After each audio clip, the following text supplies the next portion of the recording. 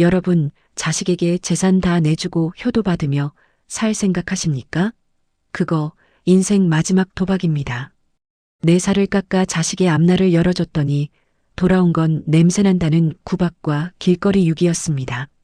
자식 이기는 부모 없다는 말, 그거 다 거짓말입니다. 부모가 자식을 이겨야 자식도 사람답게 살 수 있습니다. 오늘 제 이야기를 끝까지 들어보십시오. 이 이야기가 끝나면 여러분의 노후가 바뀌고 자식을 보는 눈이 달라지실 겁니다. 자식에게 집 한 채 물려주는 게 부모의 마지막 도리라고 생각하십니까? 여러분, 절대 그러지 마세요. 내 손에 쥐고 있어야 내 자식이지, 내 손 떠나면 남보다 못한 게 자식입니다. 강남의 번듯한 빌라 한 채 가지고 있던 제가 왜 지금 강원도 산골 폐가에서 썩은 이불을 덮고 있는지 제 비참한 이야기를 들어보시고 저 같은 바보가 다시는 나오지 않기를 바랍니다. 저는 이른을 바라보는 박순례라고 합니다. 저는 평생을 시장 바닥에서 생선 비린내 맡으며 살았습니다. 손톱 밑에 가시가 박히고 겨울이면 손등이 터져 피가 나도 아픈 줄 몰랐어요. 오직 하나, 내 아들 진우만큼은 남부럽지 않게 키우겠다는 일념 하나로 버텼습니다. 그렇게 모은 돈으로 강남에 작은 빌라 한 채를 마련했을 때 저는 세상을 다 얻은 것 같았습니다. 이제 내 노후는 걱정 없겠구나, 자식에게 짐은 안 되겠구나 싶었죠. 하지만 그 생각이 제 인생을 지옥으로 밀어넣는 시작이 될 줄은 꿈에도 몰랐습니다. 어느 날 저녁이었어요. 연락도 없이 찾아온 아들 내외가 제 앞에 무릎을 털썩 꿇더군요.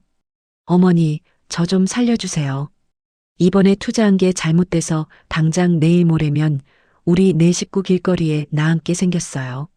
사채업자들이 애들 학교까지 찾아온대요. 제발 한 번만 살려주세요.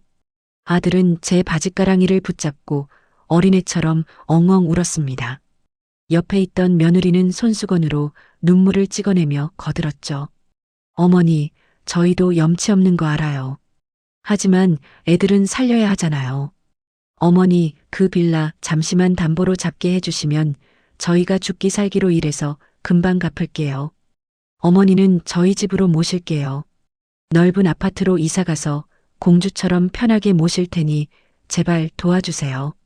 제 가슴이 미어지는 것 같았습니다. 자식이 죽겠다는데, 손주들이 길거리에 나앉겠다는데 어떤 부모가 외면할 수 있겠습니까? 남편을 일찍 보내고 혼자 외롭게 살던 터라 자식들과 북적거리며 살면 좋겠지 하는 미련한 기대도 있었습니다.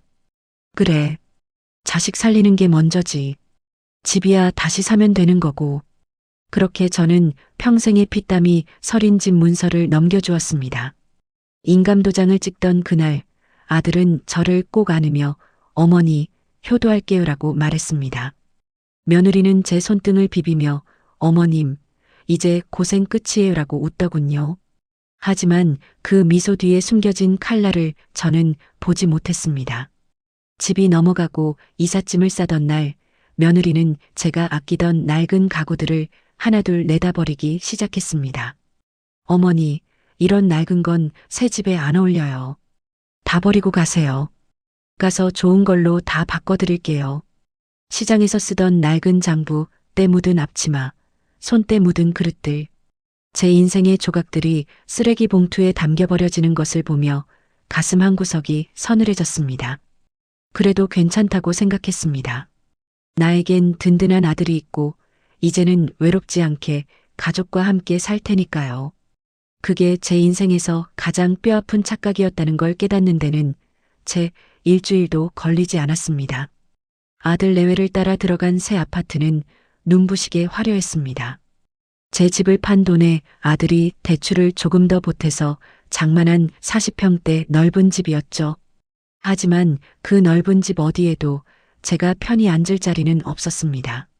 며느리는 이사온 첫날부터 본색을 드러내더군요. 제 방이라며 안내받은 곳은 현관 바로 옆, 원래는 골프채나 청소기를 넣어두는 창고 같은 작은 방이었습니다.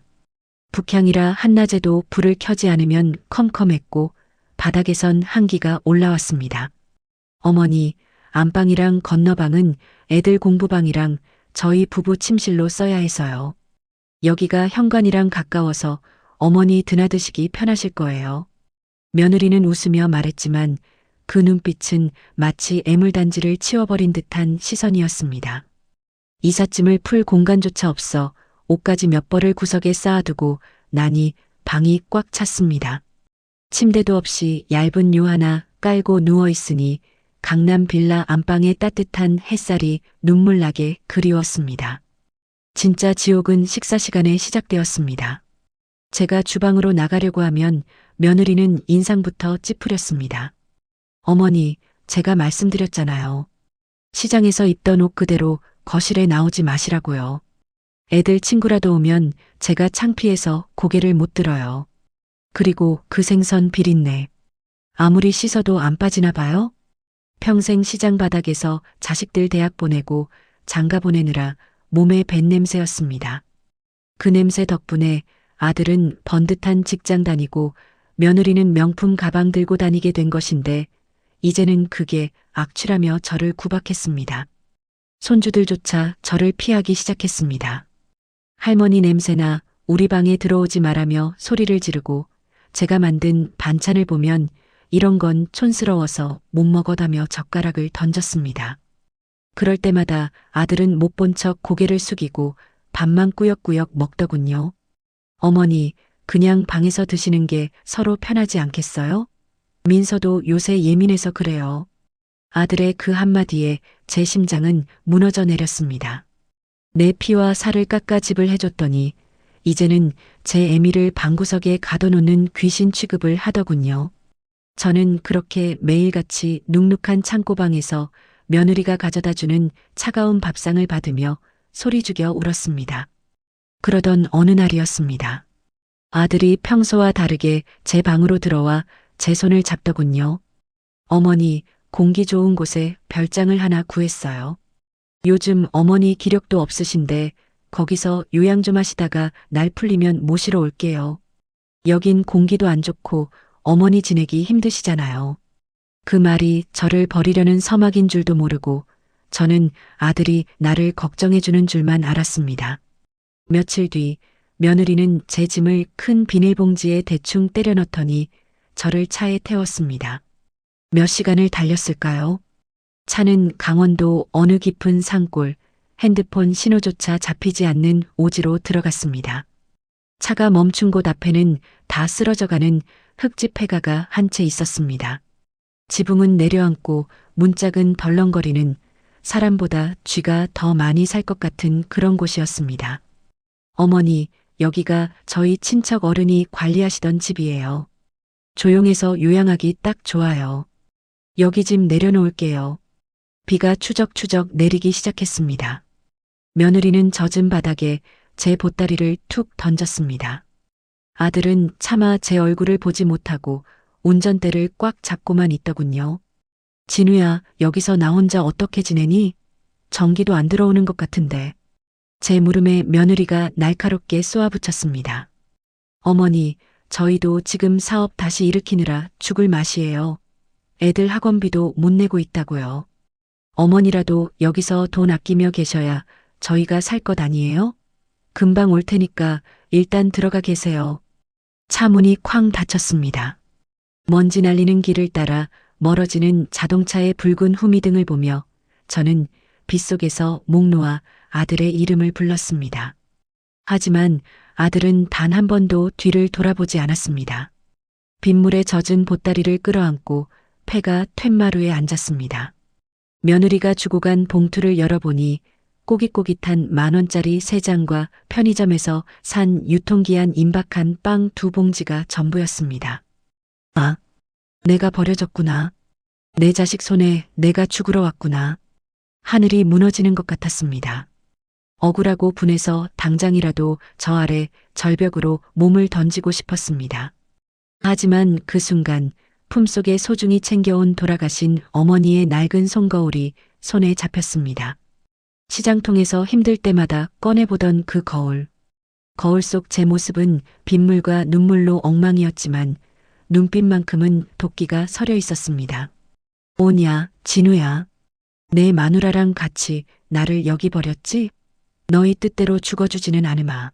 내가 이 산골 바닥에서 어떻게 다시 살아나는지 너희가 나중에 내 앞에 무릎 꿇고 피눈물 흘리는 꼴을 내가 반드시 보고야 말겠다. 천장에서 떨어지는 빗소리가 제 통곡 소리를 덮었습니다. 그렇게 저는 인생의 가장 밑바닥 버려진 산골 폐가에서 복수의 칼날을 갈기 시작했습니다. 생각할수록 기가 막혀 헛웃음이 나왔습니다. 허허, 내 집 팔아 수억 원을 해준 자식이 제 애미 목숨값으로 던져준 게 고작 3만 원이라니. 비바람이 몰아치는 폐가 안은 무덤처럼 고요했습니다. 죽자. 그냥 여기서 혀 깨물고 죽자. 내가 살아서 뭐 하겠나. 자식한테 버림받은 년이 무슨 낙을 보겠다고. 새벽녘에 목을 맬 끈을 찾으려다가 호주머니 속 돌아가신 어머니의 유품인 낡은 손거울이 손에 잡혔습니다. 비에 젖은 수건으로 거울을 닦아 제 얼굴을 비춰보았습니다. 거울 속의 여자는 흙탕물 범벅에 눈은 퉁퉁 부어오른 세상에서 가장 비참한 패배자의 모습이었습니다. 그런데 이상하죠. 그 거울 너머로 시장 바닥에서 억척스럽게 생선을 팔던 젊은 날의 제 모습이 겹쳐 보이는 겁니다. 순례야, 넌 죽지 마라. 내가 왜 죽냐? 죄 지은 놈들이 죽어야지. 내가 왜 죽어? 죽은 어머니의 음성이 빗소리를 뚫고 들리는 것 같았습니다. 저는 거울을 꽉 쥐었습니다. 깨진 거울 조각에 손바닥이 베어 피가 났지만 그 고통이 저를 깨웠습니다. 그래, 내가 왜 죽어? 진우야, 민서야, 너희 똑똑히 들어라. 나 안 죽는다. 여기서 악착같이 살아서 너희가 나한테 무슨 짓을 했는지, 돈 앞에 인간이 얼마나 추해질 수 있는지 내가 반드시 보여주마. 저는 빗속으로 다시 나가 나뒹구는 짐 보따리를 하나하나 툇마루 위로 올렸습니다. 발톱이 빠지고 온몸이 비에 젖어 덜덜 떨렸지만 눈빛만은 불이 붙은 듯 이글거렸습니다. 강원도 깊은 산골, 버려진 폐가에서 한 노파의 곡소리는 멈추고 대신 매서운 다짐이 비바람을 타고 울려 퍼졌습니다. 그날 밤 저는 자식의 어머니로서의 박순례를 죽이고 오직 복수와 생존을 위해 살아가는 박순례로 다시 태어났습니다. 비바람이 휘몰아치던 그 밤, 전기도 들어오지 않는 산골 폐가에서의 첫날 밤은 지옥 그 자체였습니다. 천장에서는 빗물이 눈물처럼 뚝뚝 떨어졌고 깨진 창틈으로 들어오는 산바람은 칼날처럼 제 살을 베어냈습니다. 며느리가 던져준 눅눅한 빵 한 조각을 씹으려다 목이 메어 그대로 뱉어버렸습니다. 그래, 내가 전생에 무슨 죄를 지어서 자식 손에 유기되는 신세가 됐을까? 내 집 주고 내 연금 다 주고 이제 목숨만 남았는데 그것마저 가져가려고 나를 여기다 던져놨구나. 억울함이 목구멍까지 차올라 숨을 쉴 수가 없었습니다. 아들놈의 어릴 적 얼굴, 어머니 효도할게요라며 내 집 문서를 가져가던 그 가식적인 미소가 자꾸 떠올라 머리를 벽에 짓찍고 싶었습니다. 죽음만이 이 고통을 끝내줄 것 같았습니다. 마당에 있는 늙은 나무에 끈을 매달까 아니면 저 아래 계곡물에 몸을 던질까? 어둠 속에서 저는 죽을 자리만 찾고 있었습니다. 새벽녘 비가 잦아들 무렵 안개 자욱한 마당으로 나갔습니다. 신발도 신지 않은 채 맨발로 진흙탕을 밟으며 걷는데 발끝에 차갑고 단단한 쇠붙이 하나가 걸렸습니다. 아야! 발가락에서 피가 맺혔습니다. 짜증스럽게 고개를 숙여보니 잡초더미 속에 파묻혀 시커멓게 녹슬어 있는 커다란 가마솥 하나가 보였습니다. 뚜껑은 비뚤어져 있고 흙먼지가 잔뜩 쌓여 있었지만 그 모습이 마치 버려진 제 신세 같아 자꾸만 눈길이 갔습니다. 저는 짐 보따리에서 낡은 수건을 꺼내 그 가마솥을 닦기 시작했습니다. 너도 나처럼 버려졌구나. 임자 잃고 여기서 비만 맞고 있었구나. 가마솥을 쓸어내리던 제 손길이 솥 옆쪽 흙더미에 닿았습니다. 그런데 그곳에 웬 커다란 옹기 하나가 반쯤 묻혀 있었습니다. 10년 전 친척 어른들이 살아계실 때 이 집에 잠시 들렀다가 혹시 몰라 시간장을 덜어 묻어두었던 기억이 번개처럼 뇌리를 스쳤습니다. 아, 설마 내가 아직 여기 있니? 저는 미친 듯이 손톱이 깨지는 줄도 모르고 흙을 파헤쳤습니다. 10년의 세월 동안 흙과 낙엽 아래 숨어있던 항아리가 그 모습을 드러냈습니다. 떨리는 손으로 항아리 뚜껑을 열었습니다. 그 순간 안개를 뚫고 진하고 구수한 향이 온 마당에 퍼졌습니다.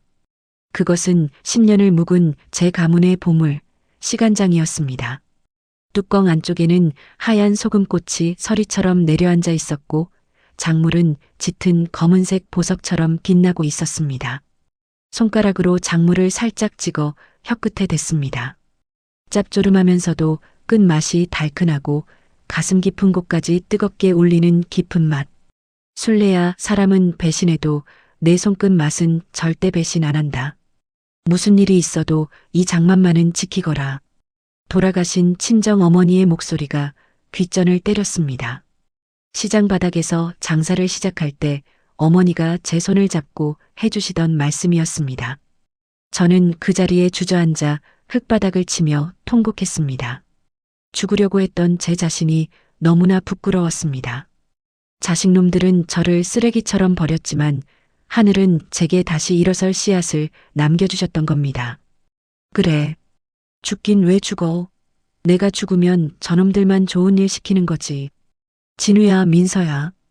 너희 똑똑히 봐라. 내가 이 장 항아리 하나로 어떻게 다시 일어서는지. 너희가 버린 이 어미가 어떻게 다시 일어서서 너희를 심판하는지. 저는 비에 젖은 빵을 씹으며 눈물을 닦았습니다. 그리고 마당의 나뒹구는 나뭇가지들을 모아 가마솥 아래에 불을 지피기 시작했습니다.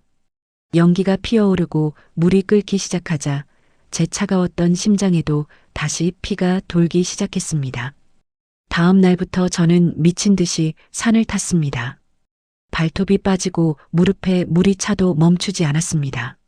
산야초를 뜯고 약초를 캐서 깨끗이 씻어 장독에 담았습니다. 돈 한 푼 없던 시절이라 저는 산 아래 등산로 입구에 자리를 잡았습니다. 낡은 대야에 직접 담근 장아찌와 간장을 담아 나갔습니다. 처음에는 노인네가 구걸하는 줄 알고 피하던 사람들도 제가 건네는 장아찌 한 점을 맛보고는 눈이 휘둥그레졌습니다. 할머니, 이거 도대체 어떻게 만든 거예요? 고기보다 더 맛있네. 이 간장 좀 팔면 안 돼요? 사람들의 반응은 제가 예상했던 것보다 훨씬 뜨거웠습니다. 시간장의 깊은 맛에 산속 약초향이 배어든 제 장아찌는 순식간에 입소문이 났습니다.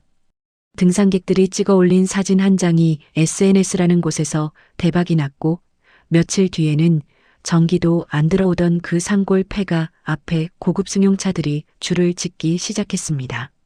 저기요 할머니, 이 장아찌 10kg만 주세요. 돈은 얼마든지 드릴게요.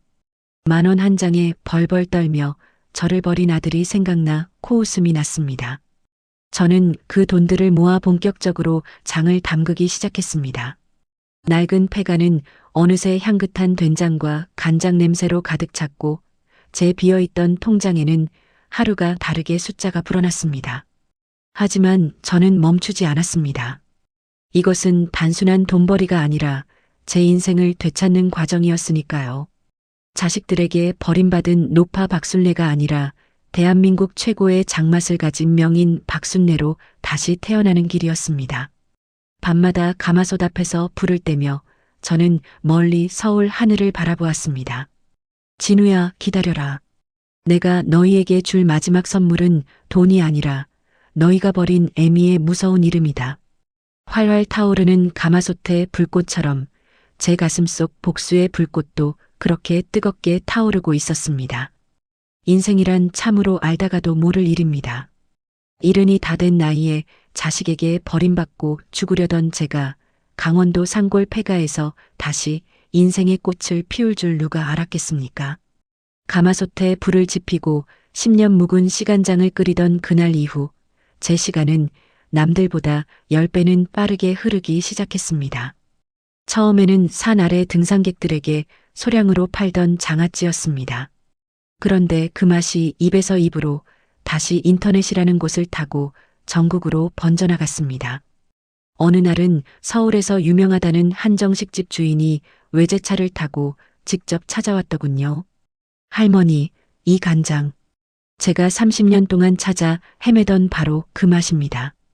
이 간장만 공급해 주시면 제가 부르는 대로 값을 치르겠습니다. 그때 깨달았습니다. 아들이 뺏어간 강남 빌라, 며느리가 가로챈 연금 통장. 그건 제 인생의 전부가 아니었습니다. 제 진짜 재산은 평생 시장 바닥에서 갈고 닦은 이 손맛이었던 겁니다. 저는 그 제안을 받아들이는 대신 제 이름을 건 작은 브랜드를 만들었습니다. 이름하여 박순례 명인 간장. 저는 산속에 현대식 공장을 짓고 인근 마을 노인들을 고용해 정성껏 장을 담갔습니다. 돈보다 맛이 먼저다라는 제 철칙에 사람들은 열광했습니다.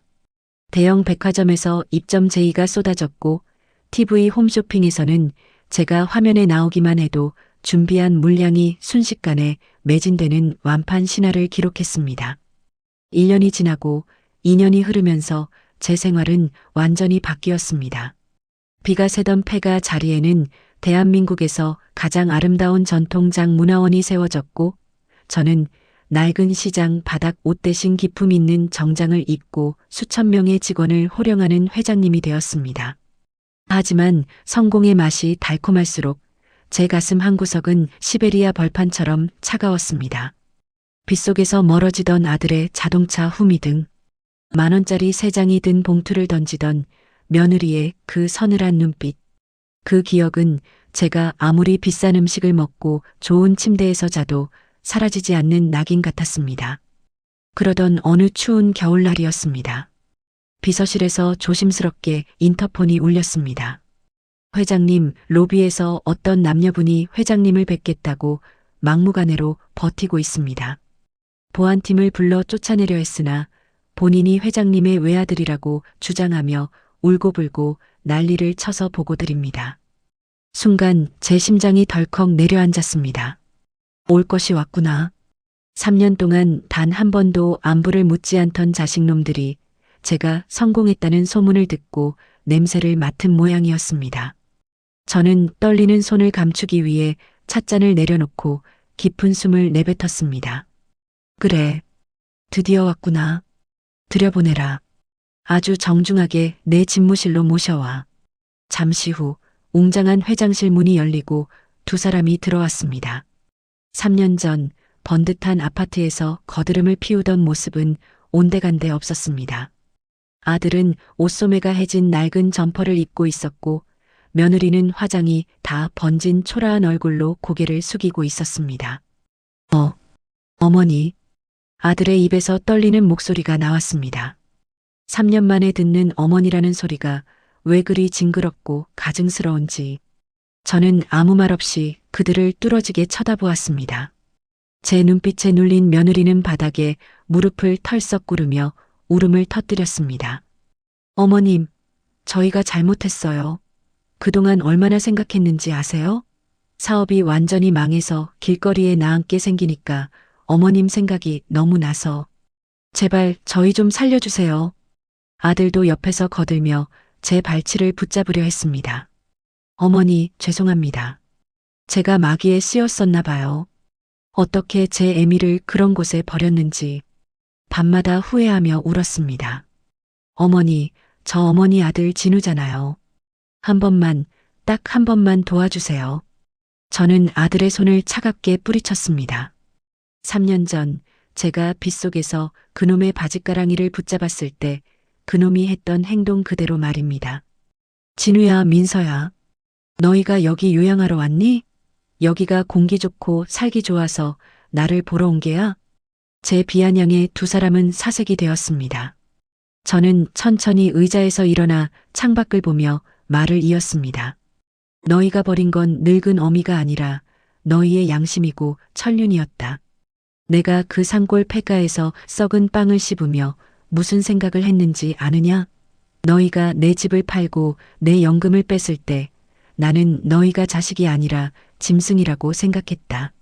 어머니, 그래도 핏줄인데 어떻게 그러세요? 저희 지금 당장 갈 데도 없어요. 며느리의 뻔뻔한 외침에 저는 뒤를 돌아보며 서늘하게 웃었습니다. 핏줄? 10,000원짜리 3장 던져주며 나를 버릴 때도 핏줄이었더냐?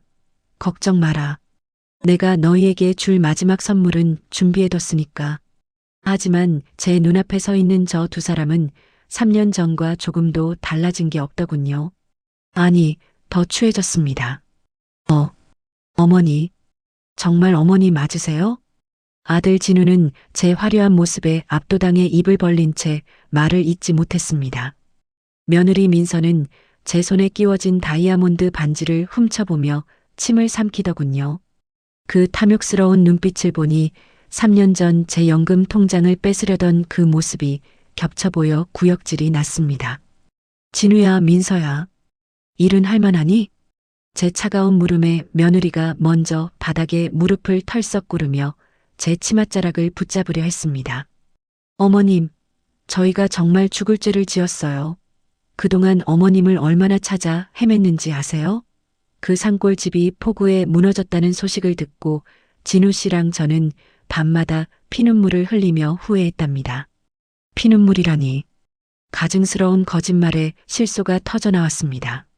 내가 산골에서 썩은 빵을 씹으며 죽음과 싸울 때 너희는 내 집 판 돈으로 호의호식하며 웃고 떠들었겠지.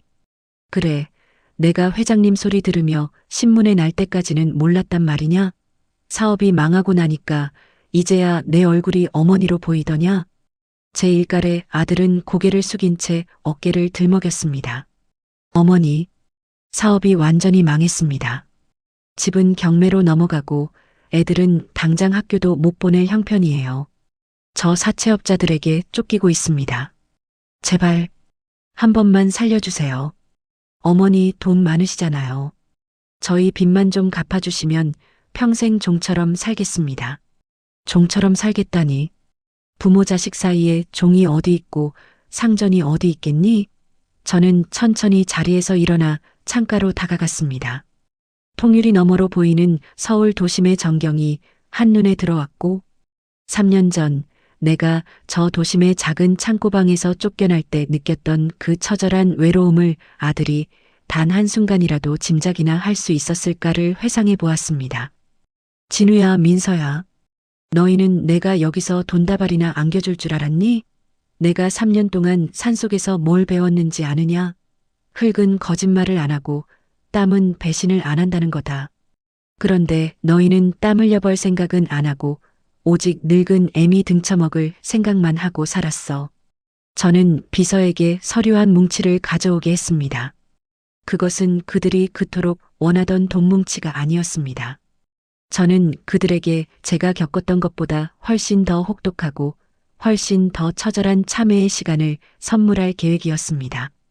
저는 책상 위에 있던 서류 한 뭉치를 그들 앞에 던졌습니다. 수표가 든 봉투일 거라 생각했는지 며느리의 손이 번개같이 움직이더군요. 하지만 서류를 확인한 며느리의 얼굴은 금세 흑빛이 되었습니다.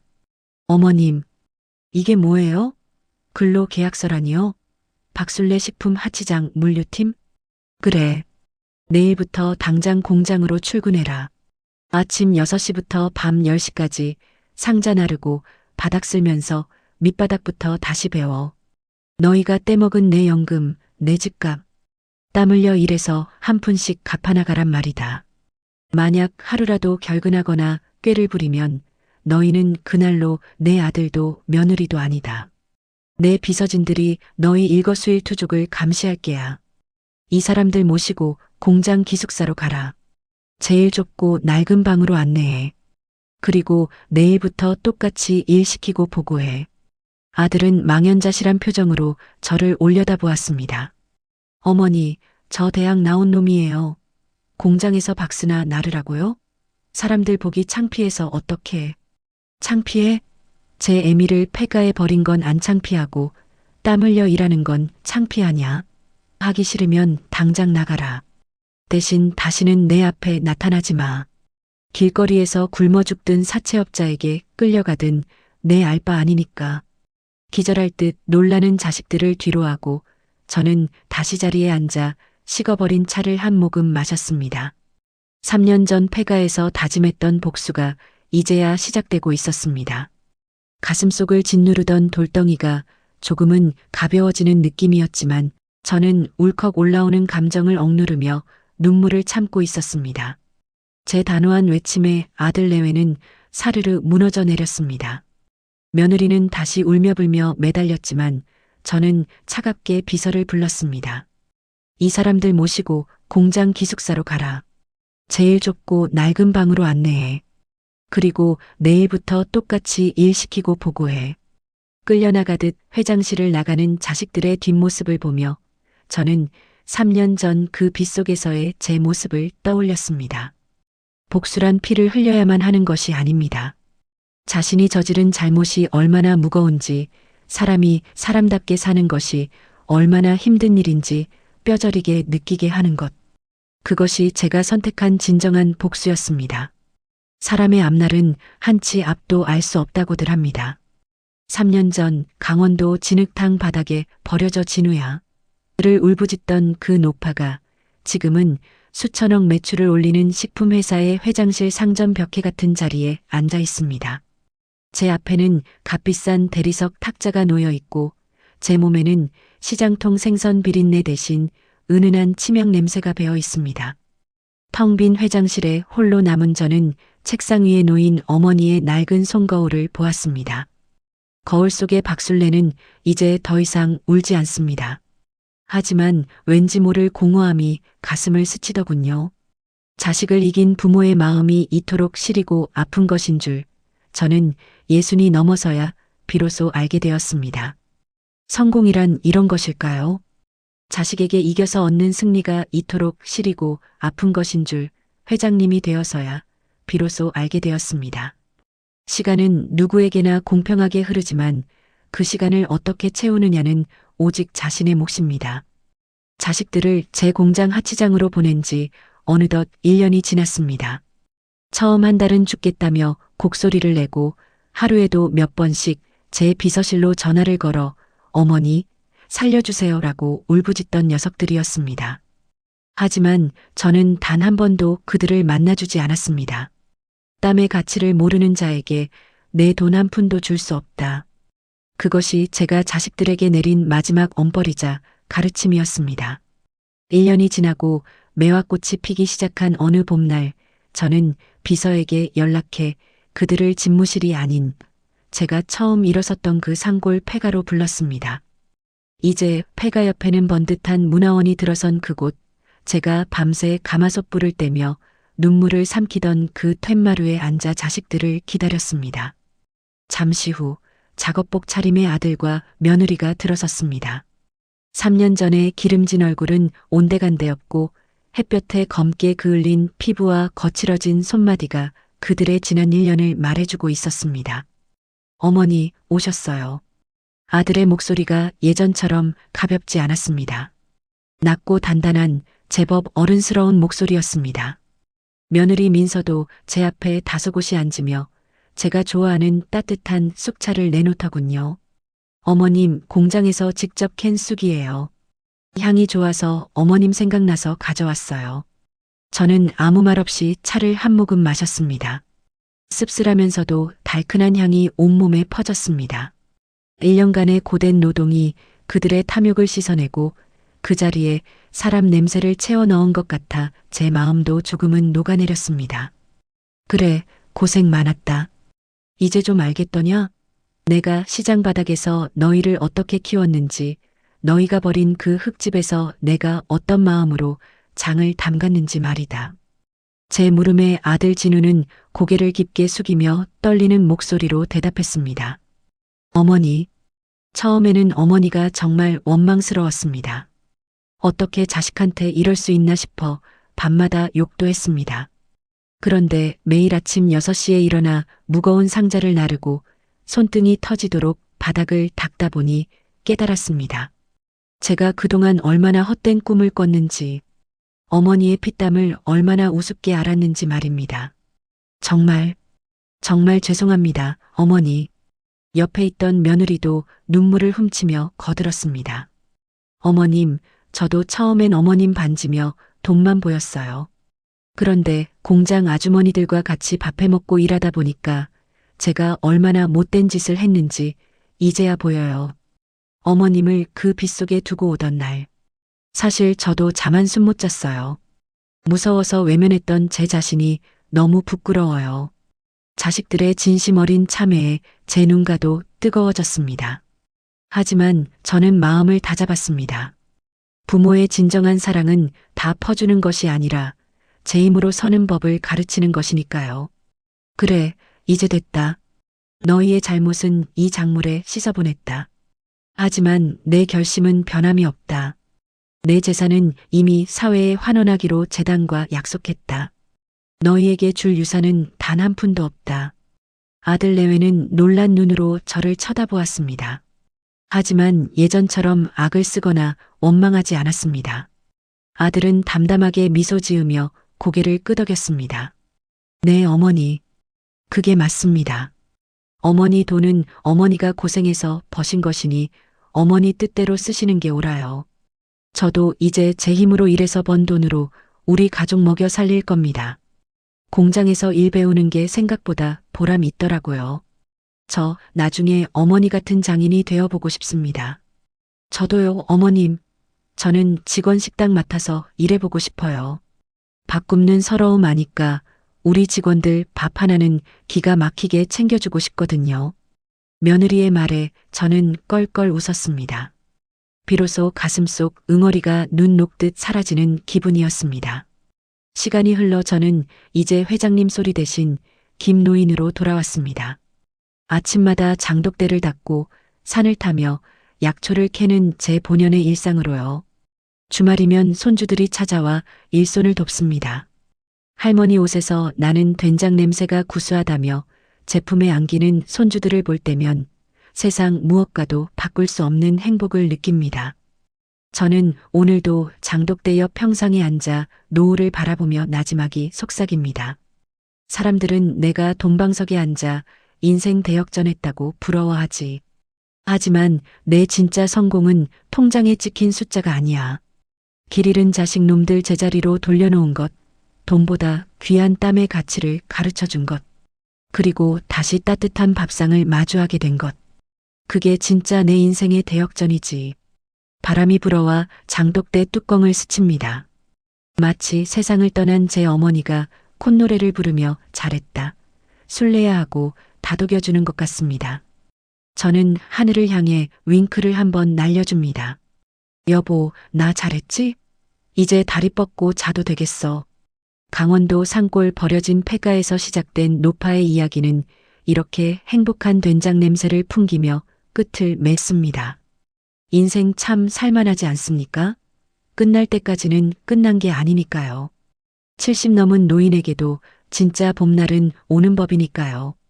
사람들은 제가 자식을 다시 받아준 게 너무 무른 거 아니냐고 묻기도 합니다. 하지만 저는 돈이 아니라 사람을 가르치고 싶었습니다. 땀 흘리지 않고 얻은 돈은 결국 독이 된다는 걸 제 자식들이 이제야 깨달았으니까요. 여러분이 만약 저였다면 폐가까지 찾아와 비는 자식들을 용서하고 일자리를 주셨겠습니까? 아니면 끝까지 모른하셨을까요? 여러분의 솔직한 생각이 궁금해집니다.